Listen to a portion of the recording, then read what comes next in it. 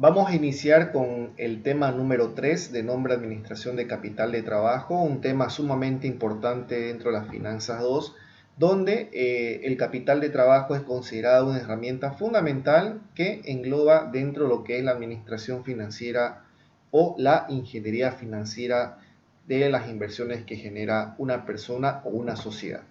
Vamos a comenzar con la definición, que es el capital de trabajo, ¿no? Tenemos que conocer que el capital de trabajo se divide en dos grupos, capital de trabajo bruto y el capital de trabajo neto. Comencemos con el capital de trabajo bruto. Es la inversión de una empresa en activos circulantes, o sea, es la inversión que tiene una empresa en los activos que son a corto plazo o les llaman también corrientes, ¿no? Ahí está el activo disponible, el activo exigible, el activo realizable. Todos los activos que están a corto plazo.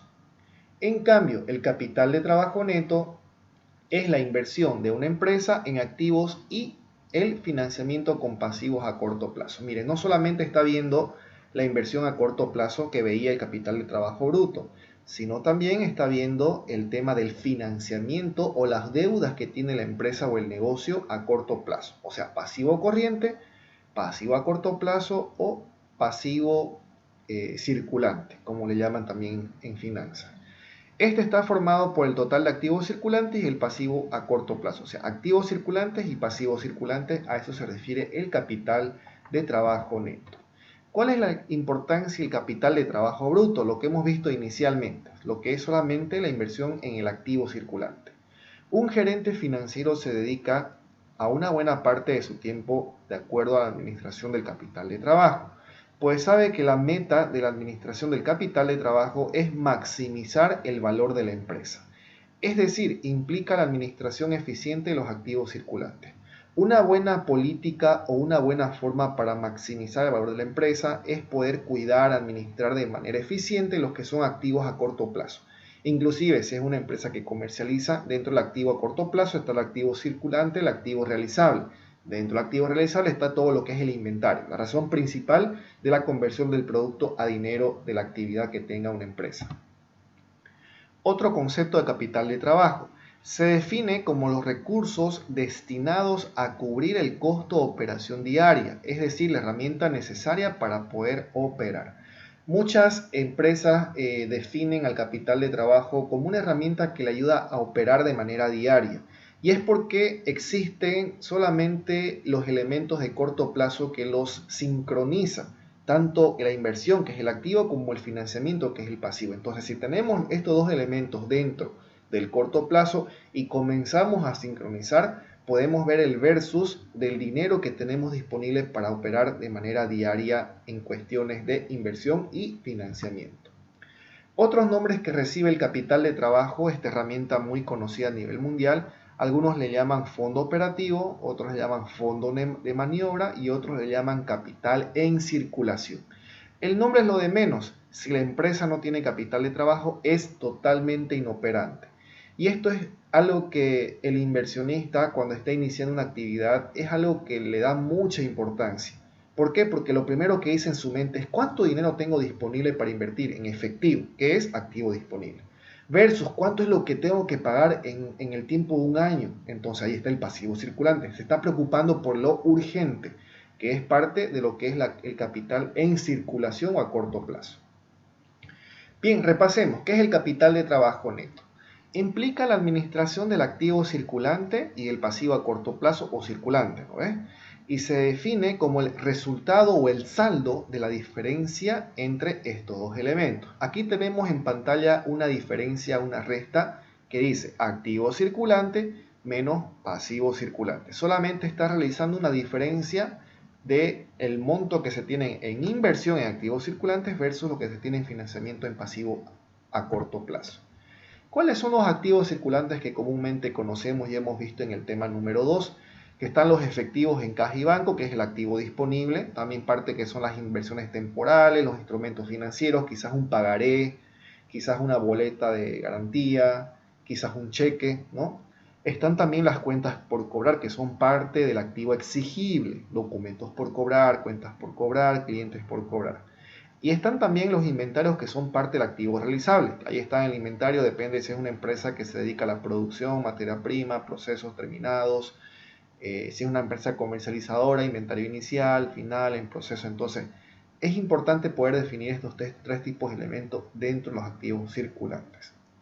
Característica: su fácil conversión en dinero en efectivo en el plazo máximo de un año. Esta es una definición básica de lo que son los activos circulantes. En cambio, tenemos también los pasivos circulantes o también llamados pasivos a corto plazo. Es toda deuda que tiene la empresa menor o igual a un año. Por ejemplo, están las cuentas por pagar a proveedores que por lo general son urgentes. Sin los proveedores la empresa no puede operar. Cuentas por pagar a socios, también es importante poder, si es que nos prestamos de los socios de la empresa, es importante devolver este pago en el menor tiempo posible. Y algo urgente también que es imprescindible colocar dentro del corto plazo son los impuestos por pagar, que son elementos que se regulan por lo general a un año calendario. Algunos créditos bancarios siempre y cuando sea menor o igual a un año. Podemos tener créditos de consumo o líneas de crédito dentro de la empresa que sean máximo a un año. Y eso es parte de la pasiva a corto plazo. ¿Cuál es la característica? Las obligaciones que deben pagarse en el plazo máximo de un año.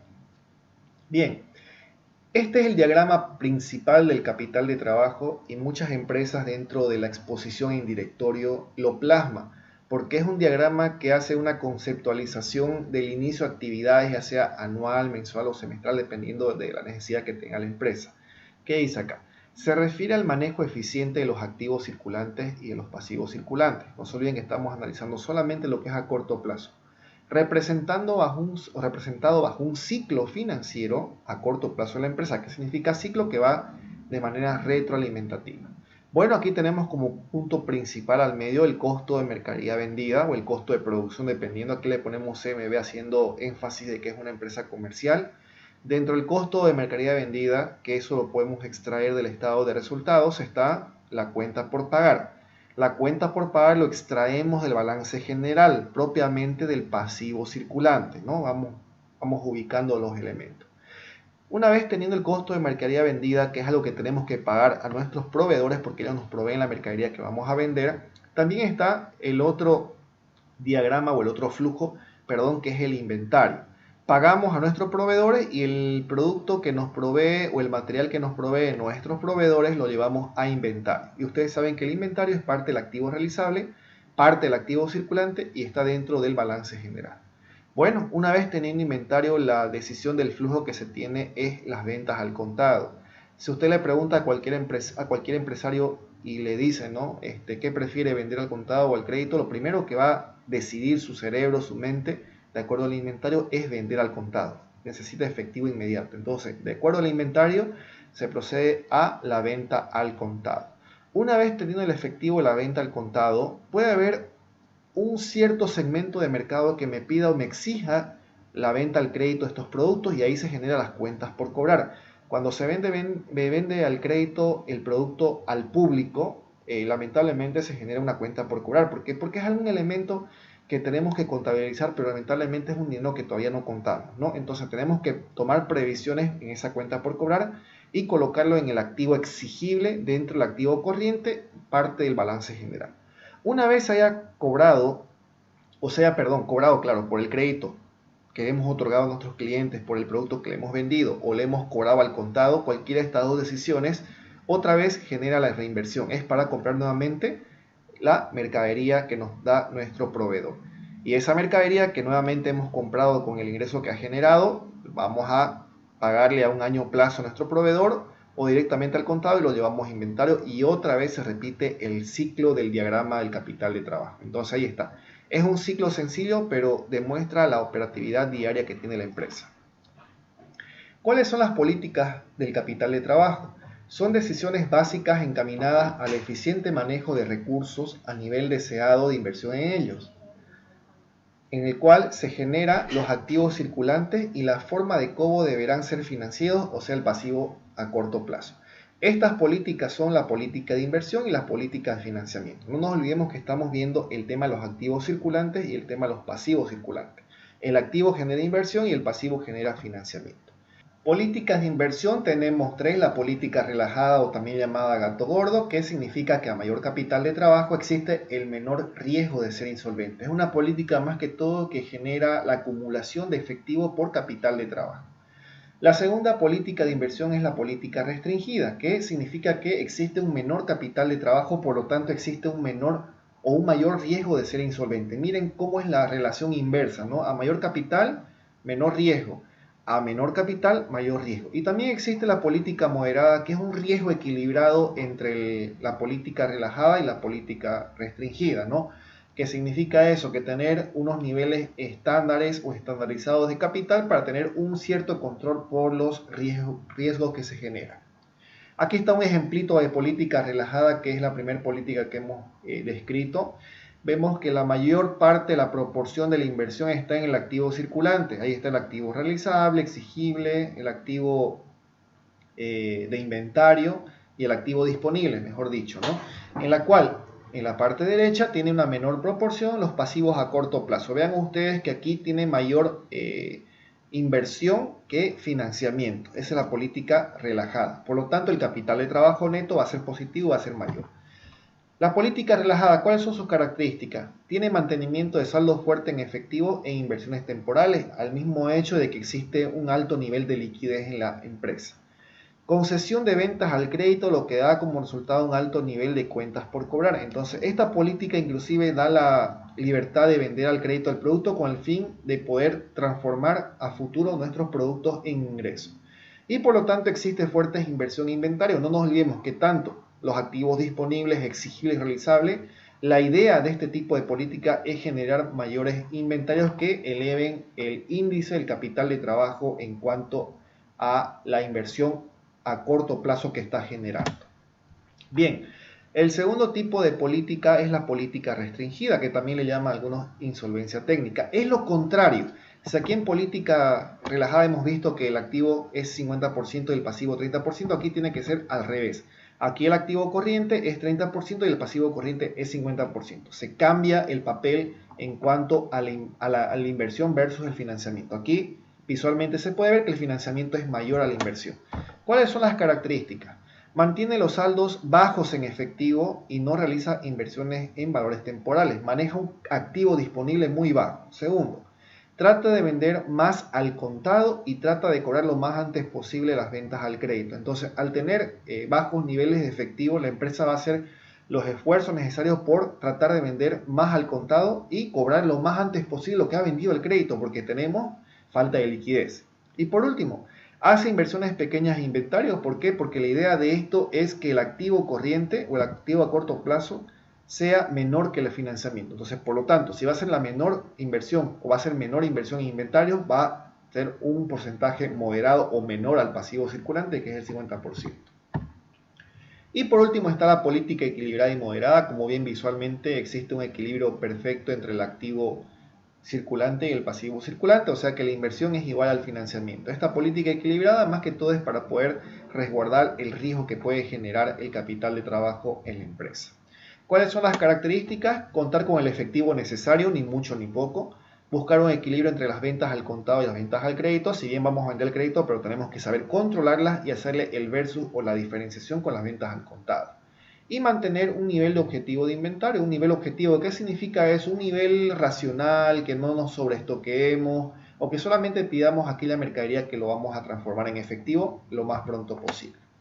Bien, esas fueron las tres políticas de inversión. Ahora veamos las políticas de financiamiento, la parte del pasivo.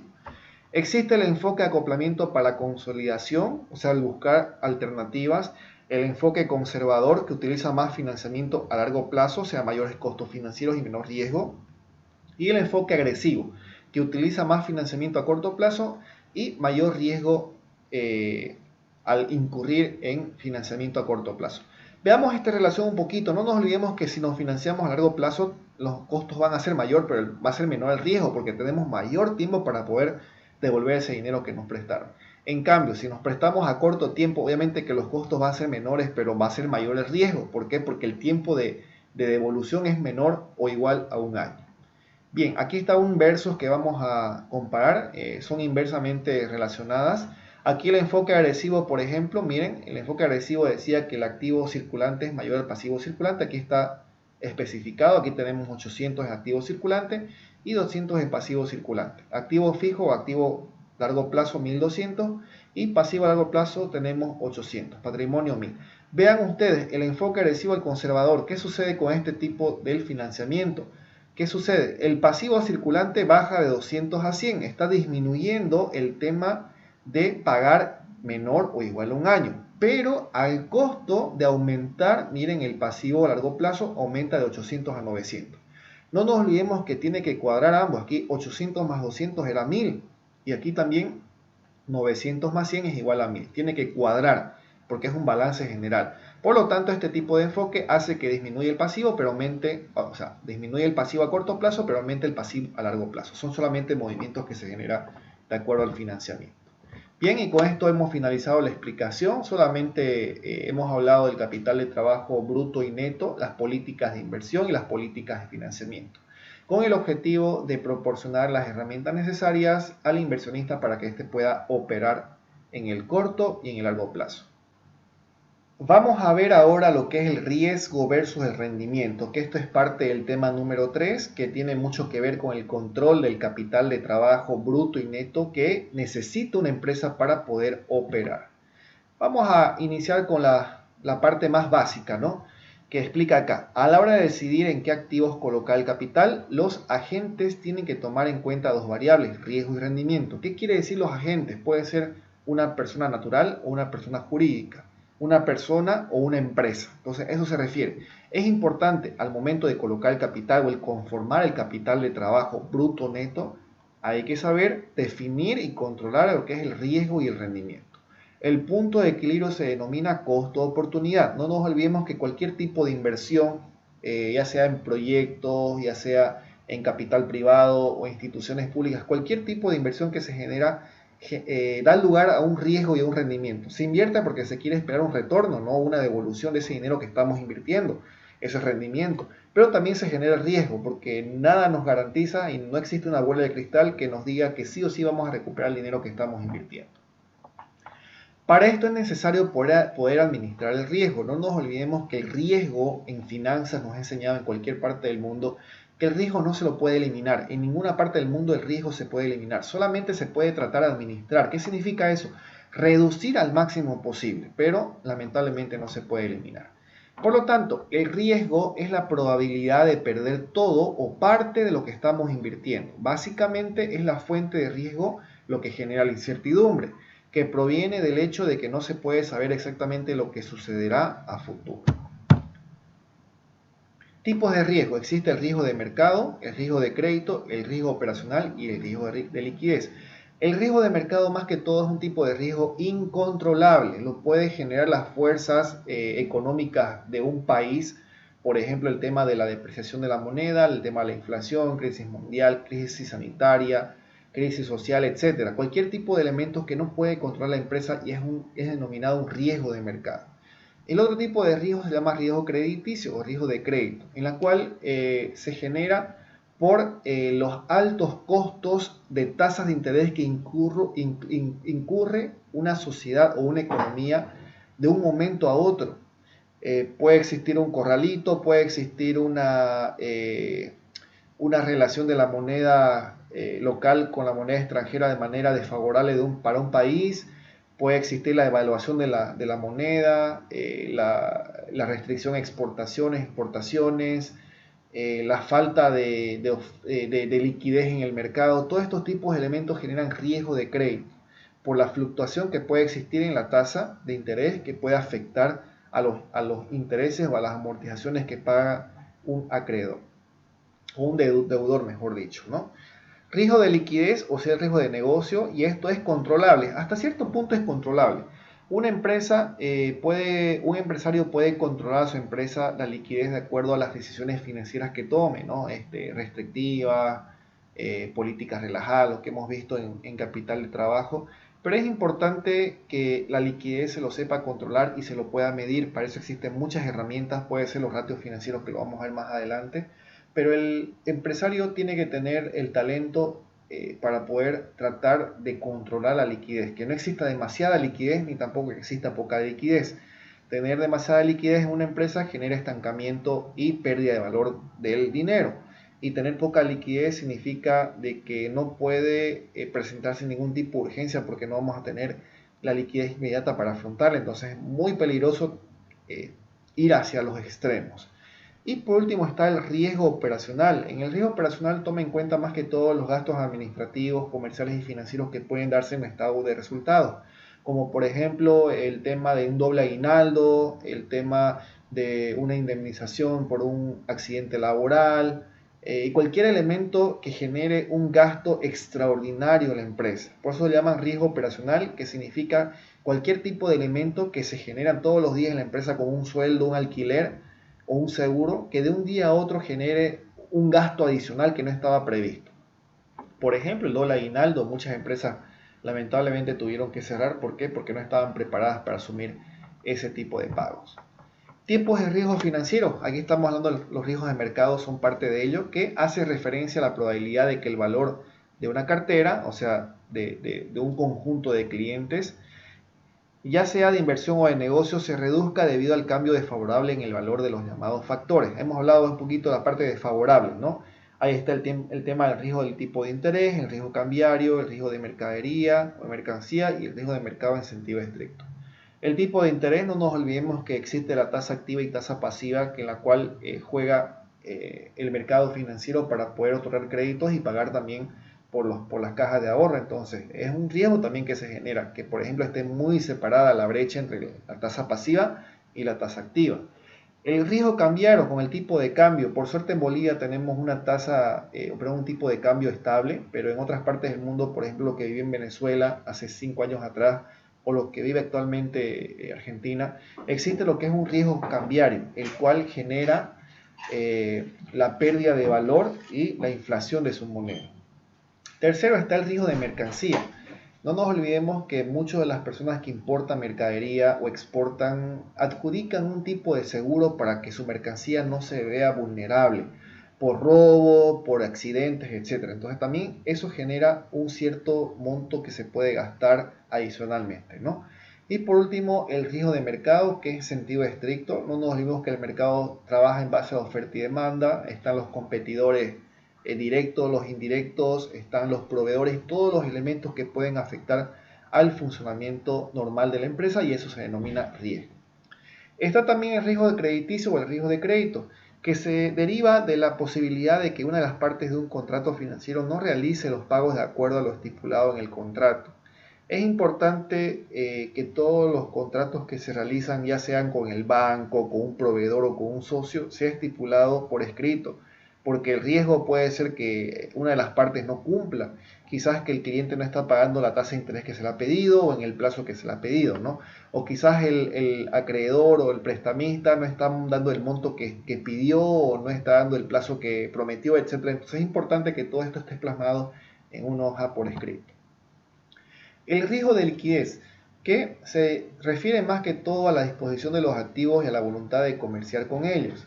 No se puede efectuar la compra-venta de los mismos, o no se puede realizar lo suficientemente rápido al precio adecuado, ya que esto acá genera las decisiones de parte del empresario para poder provisionarse de mercadería o no. Y ahí tiene que el empresario hacer una reflexión y decir, ¿compro mercadería o me quedo con mi dinero en caja? Si se queda con el dinero en caja va a tener una buena liquidez, pero no va a tener mercadería para poder seguir operando. Entonces es una decisión muy complicada y cada empresario tiene la libertad de tomar aquella que les favorezca más que todo a la economía, ¿no? Aquí solamente por nombrar, habla un poquito de la liquidez de activos y liquidez de financiamiento. La liquidez de activos más que todo, por ejemplo, se refiere a los activos realizables, que es parte de los activos corrientes, parte de los activos totales, en la cual es la principal o el principal elemento por lo cual una empresa comercial convierte su mercadería en dinero, y eso hace que aporta la liquidez.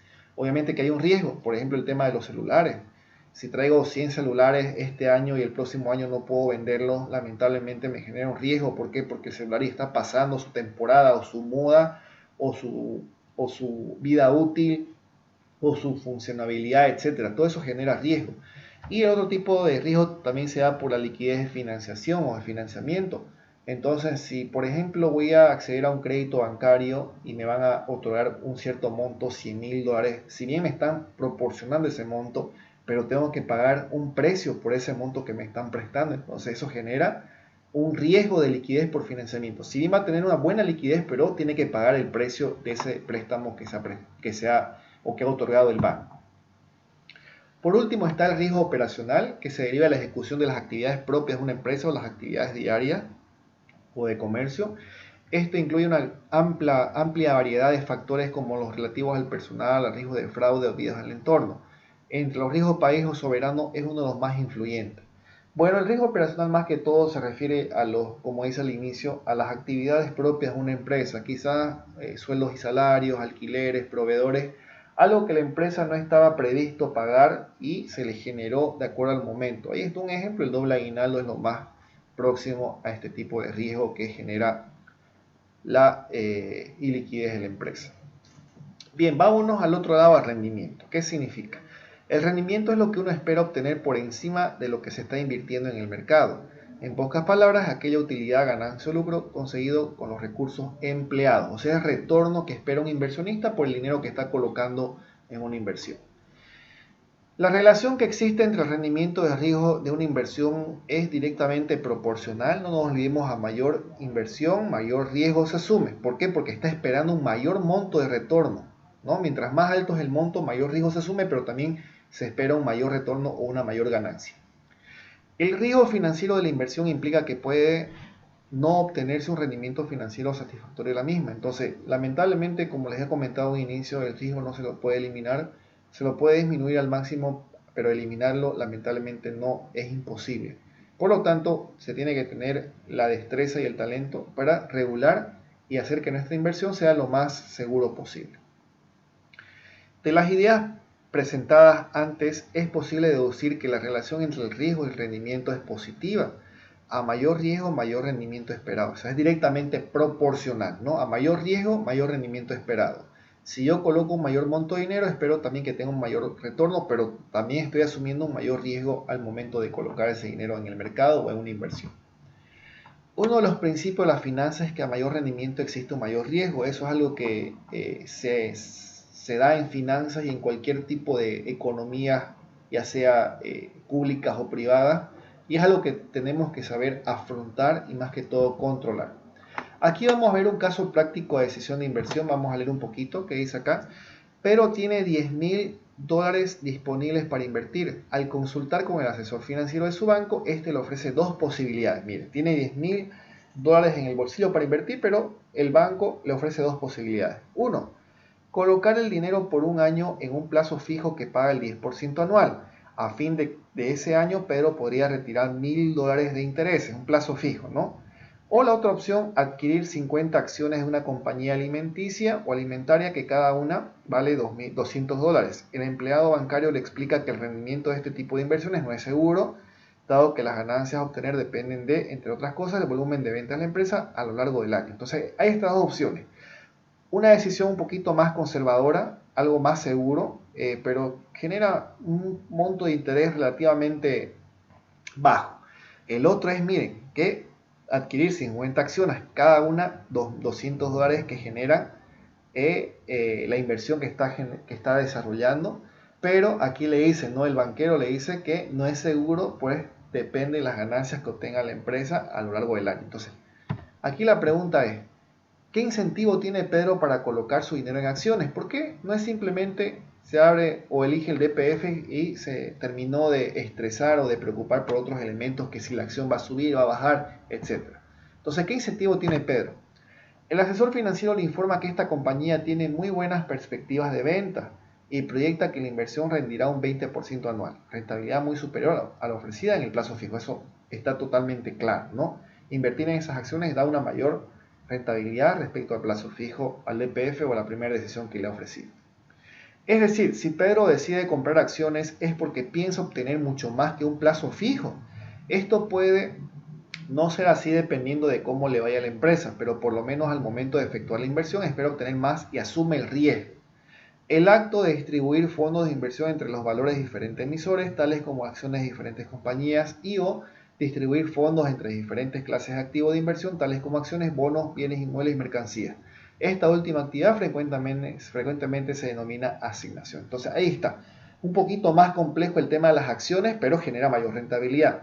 El plazo fijo es más seguro, pero genera menor rentabilidad. Entonces, ¿cuál es la decisión que se tiene que tomar? La mejor decisión es la diversificación. Se sugiere que Pedro coloque el 50% de su inversión, que es $10.000, el 50% en un depósito a plazo fijo y el otro 50% que adquiera las acciones que le está ofreciendo la compañía. Con esa forma Pedro está diversificando y se está dando el lujo de decir que decidí por ambas opciones. Quizás en ambas gane o por lo menos en una de ellas va a perder. Al colocar todo el dinero en una opción existe la alta probabilidad que gane totalmente o que pierda totalmente. Entonces muchas de las empresas o de los inversionistas siempre deciden por la diversificación. 50% a la opción 1 y 50% a la opción 2 y así trato de distribuir mi riesgo. Aquí es importante analizar cuánto riesgo está dispuesto a asumir y si está de acuerdo con el objetivo de la inversión. Y también es importante invertir en activos avalados por instituciones financieras autorizadas en mercados o bolsa de valores, porque hemos visto que inclusive existen las estafas financieras, ¿no? Las estafas en la parte de la finanza. La diversificación reduce el riesgo asociado con mantener activos de inversión en relación a invertir todos los fondos en un único activo. Específicamente, la diversificación reduce un tipo de riesgo denominado riesgo no sistemático. O sea, si se cae el castillo, solamente se va a caer el 50% de él, porque ahí estaba nuestra inversión. Podemos sobrevivir con el otro 50%. No es sistemático. Como están separados, lo que le afecta a un lado no le va a afectar al otro. Entonces, la frase de la diversificación es no colocar los huevos en una sola canasta. Previsión versus provisión. Previsionar riesgo y no provisionar riesgo. O sea, no afrontar riesgo, sino distribuirlo para que genere una estabilidad moderada. Dentro de la explicación del práctico número 3 y visto la presentación de capital de trabajo y riesgo versus rendimiento, vamos a proponer el siguiente balance general expresado en miles de dólares. Vemos que es un balance general tradicional, donde en la parte izquierda están todos los activos, tanto activo corriente como activo no corriente. Tiene sus subgrupos cada uno de ellos. A la derecha el pasivo corriente y pasivo no corriente. No nos olvidemos que cuando decimos corriente significa al corto plazo y cuando decimos no corriente significa a largo plazo. Ahí tenemos el patrimonio y tenemos que cuadra el balance general. Bien, con este balance general tradicional que nos proporciona el práctico número 3, vamos a ver qué nos pide. Primeramente nos pide elaborar un diagrama del capital de trabajo con los datos proporcionados. No nos olvidemos que en la primera presentación de capital de trabajo hemos hablado sobre el diagrama principal, en la cual en el punto central está el costo de mercadería vendida, que se genera por la provisión de mercadería o las cuentas por pagar a nuestros proveedores. De ahí se va a las ventas al contado, ventas al crédito y después sigue el ciclo, ¿no? Entonces lo que tenemos que hacer es elaborar ese diagrama del capital de trabajo con los datos proporcionados. Entonces aquí vamos a tener que ubicar cuáles son las cuentas por pagar, las cuentas por cobrar, cuáles son las ventas al contado, dónde está el costo de mercadería vendida en el balance general. Entonces ahí un poquito vamos a tener que aplicar la investigación para ver en qué parte se encuentran estas cuentas y representarlas dentro del diagrama principal del capital de trabajo. Punto número 2, dice determinar el capital de trabajo bruto. No nos olvidemos que en la explicación también se habló del capital de trabajo bruto, que solamente es la inversión a corto plazo de la empresa. Entonces, de acuerdo a este balance general, ustedes tienen que identificar dónde están las inversiones a corto plazo que tiene esta empresa. Y esa es la respuesta a la pregunta número 2. Número 3, calcular el capital de trabajo neto. Ya, también en la presentación hemos visto que el capital de trabajo neto es la diferencia de la inversión versus el financiamiento a corto plazo. Entonces, dentro del balance general, ustedes tienen que identificar dónde está la inversión a corto plazo, dónde está el financiamiento a corto plazo y después hallar la diferencia o la resta de ello. Eso es el capital de trabajo neto. Número 4, aplicar alguna política de inversión en el capital de trabajo neto. ¿Se acuerdan las políticas de inversión que hemos visto? La política relajada, restringida, equilibrada. Entonces vean ustedes, de acuerdo a la respuesta, que les proporciona el capital de trabajo neto, vean qué tipo de política es la más adecuada. Esta respuesta ustedes lo pueden hacer de manera cuantitativa o cualitativa, pero cada uno de ustedes como analista financiero tiene la propiedad de tomar una decisión, pero sí o sí tiene que tener la lógica financiera para que pueda ser sustentada. Número 5. Aplicar alguna política de financiamiento del capital de trabajo neto. No nos olvidemos también que en la parte del financiamiento hemos visto dos políticas que generan la decisión si colocar más financiamiento en el corto plazo o en el largo plazo. Esto está al final de las diapositivas de capital de trabajo, donde hemos visto un gráfico y ve la diferencia, ¿no?, entre colocar mayor financiamiento en el corto plazo versus colocar mayor financiamiento en el largo plazo. Entonces vean ustedes qué decisión tomar que beneficie obviamente o que genere valor a la empresa.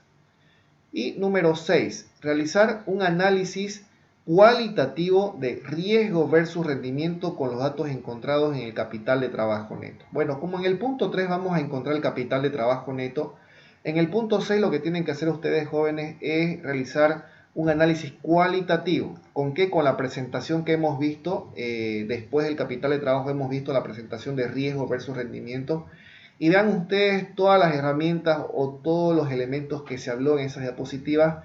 Vean ustedes qué herramientas o qué elementos utilizar para hacer un buen análisis cualitativo del capital de trabajo neto determinado en el punto 3. Ya ustedes ahí tienen que aplicar creatividad, conocimiento, destreza, capacidad de síntesis, capacidad de explicación, etcétera, que permita que usted elabore un pequeño informe, explicación de cómo está la situación de la empresa en cuanto a su capital de trabajo neto y cuál es el riesgo que podría incurrir y cuál es el rendimiento que podría esperar. Entonces, el punto 4, 5 y 6, jóvenes, se los dejo a disposición de ustedes. Voy a leerlos obviamente, pero necesito que por favor sean técnicos al momento de explicar este tipo de análisis. Y bien, eso sería el práctico número 3 para poder resolver con los 5 puntos o 6 puntos que se solicita en este tipo de ejercicio.